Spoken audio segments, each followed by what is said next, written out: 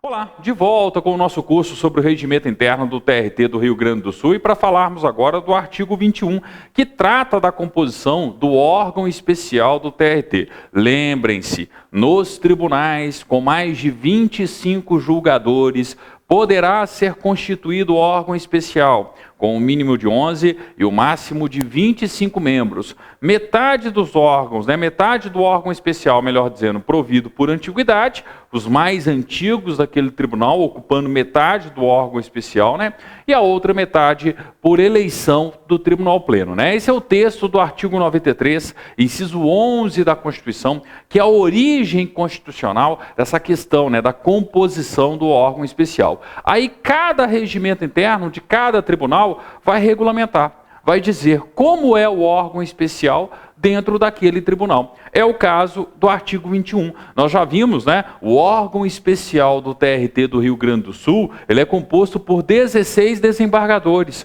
8 por antiguidade, 8 por eleição do tribunal pleno. E o artigo 21 fala justamente dessa composição. Como se dá a eleição, como se dá a escolha, enfim, como que eu tenho a composição dos membros dos 16 desembargadores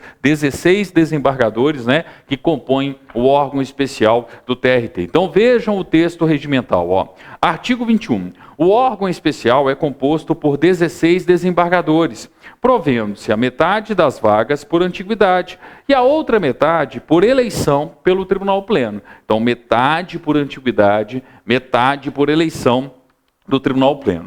Parágrafo 1º. O que nós temos aqui no parágrafo 1º? Os desembargadores ocupantes dos cargos de direção do tribunal integram o órgão especial por antiguidade e ou por eleição, conforme seu posicionamento na ordem de antiguidade na data da eleição. Então, o que eu tenho que lembrar aqui?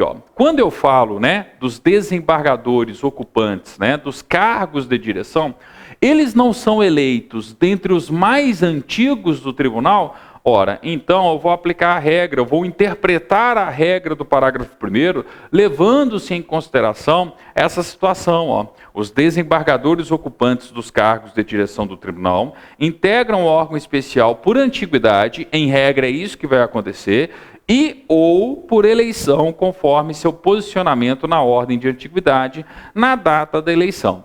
Em regra, quem é eleito para um cargo de direção em um determinado tribunal? Os magistrados mais antigos. Então, em regra, eu tenho os cargos de direção naquela metade, que é a metade mais antiga. Mas pode ser que eu não tenha.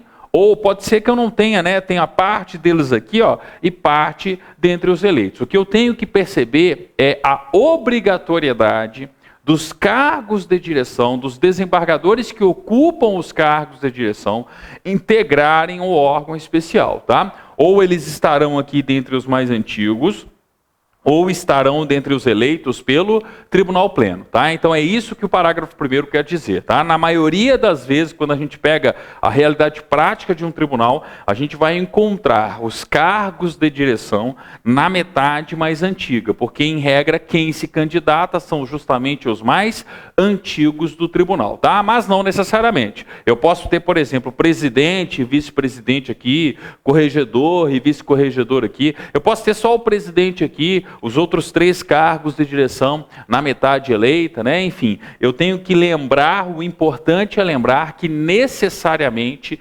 quem ocupa um cargo de direção no tribunal integra o órgão especial. Não poderia ser diferente, Eu estou falando de um dos órgãos mais importantes do TRT, Que vota diversas matérias administrativas importantes. Então, naturalmente, eu tenho que ter a presença dos cargos de direção na composição do órgão especial.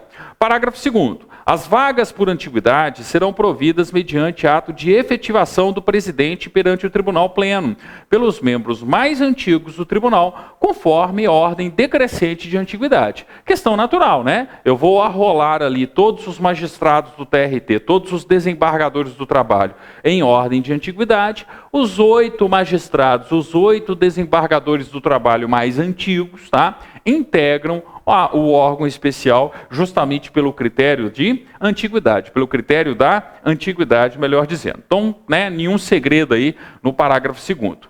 Parágrafo 3º. O escrutínio para preenchimento das vagas por eleição será realizado na mesma oportunidade da eleição para os órgãos diretivos do tribunal, por votação secreta e única, nominados titulares e suplentes dentre os membros do Tribunal Pleno, convocados especialmente para tal finalidade, não sendo admitida a recusa ao encargo, salvo manifestação expressa antes da eleição. Então, atenção, o que a gente tem que lembrar? Estou falando agora da metade eleita do órgão especial. Quem faz a eleição? O Tribunal Pleno. Quando será a eleição? Na mesma oportunidade da eleição para os cargos de direção.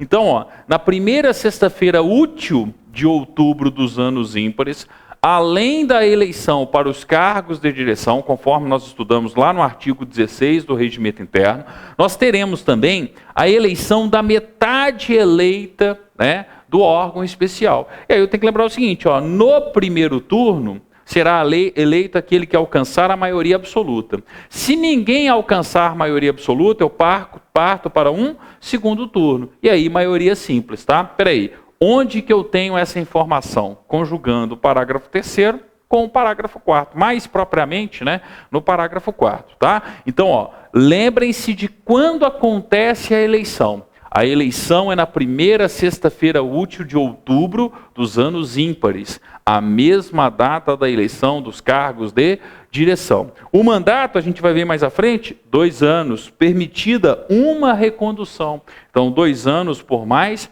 2 anos, tá? Como que eu sou eleito logo em primeiro turno? Alcançando mais uma vez aqui, né, uma regra, até mesmo padrão do TRT, a maioria absoluta, tá? Não alcançada a maioria absoluta, segundo turno, maioria simples, tá? Parágrafo 4º, vejam só o texto do parágrafo 4º.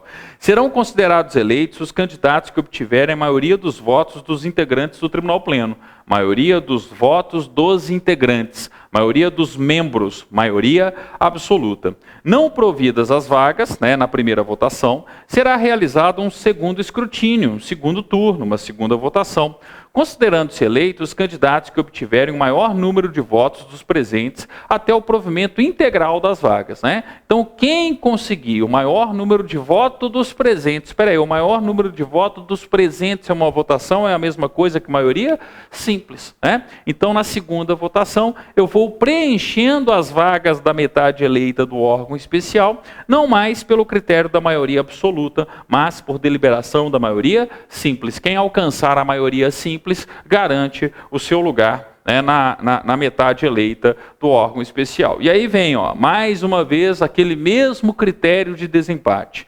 Parágrafo 5º, no caso de empate na votação, prevalecerá o candidato mais antigo no tribunal. Então, o desembargador do trabalho mais antigo, né? Então, prevalece o desembargador do trabalho mais antigo em caso de empate. Parágrafo 6º. Eleitos os titulares, serão escolhidos 8 suplentes, na forma do disposto no parágrafo 4º. Então, primeiro eu faço a eleição dos titulares, logo depois eu faço a eleição dos suplentes. Então, eu tenho 8 titulares e 8 suplentes, né? Os suplentes dessas vagas aqui, Naturalmente, se eu preciso de uma substituição aqui, eu puxo na lista de antiguidade, de acordo com a lista de antiguidade do TRT, tá?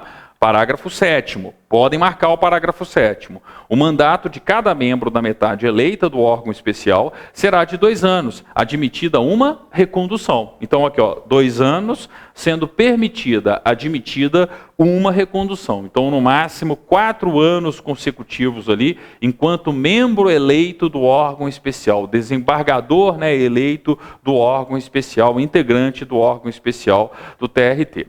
Parágrafo 8º.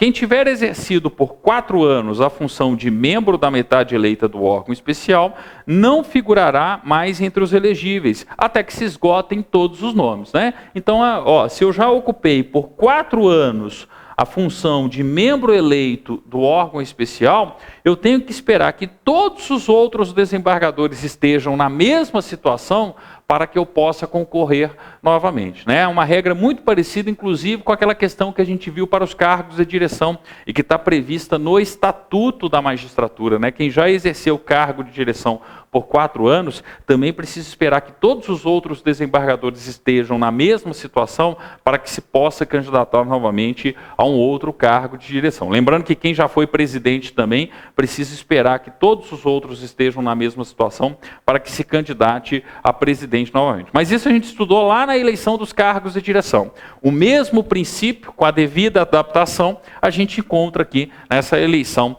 para metade do órgão especial, tá?